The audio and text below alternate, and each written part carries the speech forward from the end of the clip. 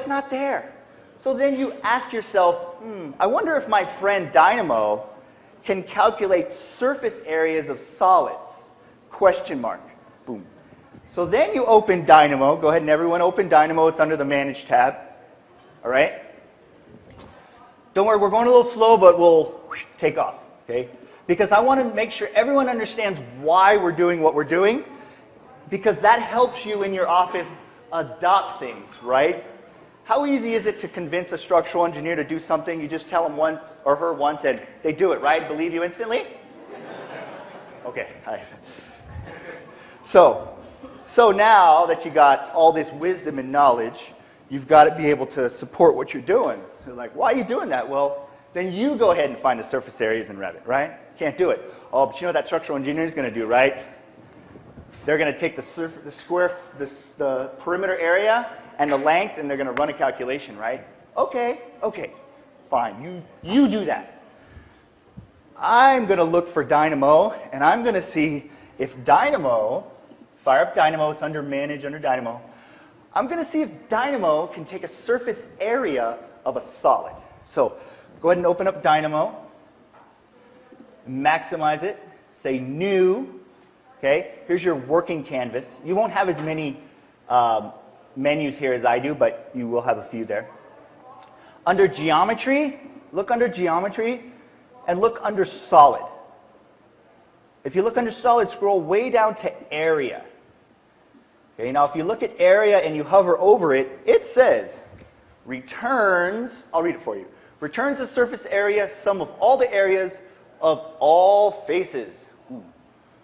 So now you go, Dynamo has the ability to do this because it does basic geometry analytics. That's what I call it, basic geometry analytics. It does complex geometry analytics. This is basic geometry analytics. This is something you'll be doing all the time. So you say Dynamo can do it, so I'm going to use Dynamo to calculate. Do you understand what I'm saying? So let's do that, all right? So go ahead and drop that node down on there. That's kind of where we're going to end, and I like to put the nodes where I end first so then I know how to work backwards. If you're new to Dynamo, that's just a node. We call it a node. I call them boxes, but I'm supposed to call them nodes. On the far left, that's called an input port. That's where you feed the data in. And then the output port's on the right. It says double because Dynamo uses, a lot of times uses programming language, nomenclature. Double stands for double precision. Just means that it's a number. Okay, that's what you're going to get out. That's the power of Dynamo. You have abilities to pull out data and use it again for something else.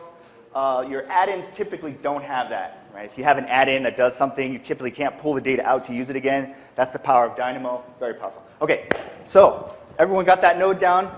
Do you see that on everyone's machines? They need a big mirror up there for me to make sure they're on. They're good guys. All right, so they're also Dynamo experts. I hope people, why is that there? That already go around? I want to make sure, start pulling those sheets out. Take them if you want them. Don't have to take them if you don't want them. I don't want to see them in the garbage outside. All right, so, ready?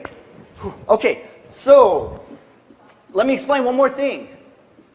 How are we doing on time? Okay, good. One more thing really quick. That says solid, okay? That is Dynamo Geometry. So we can't just feed an element in there because Dynamo does not know what a beam is.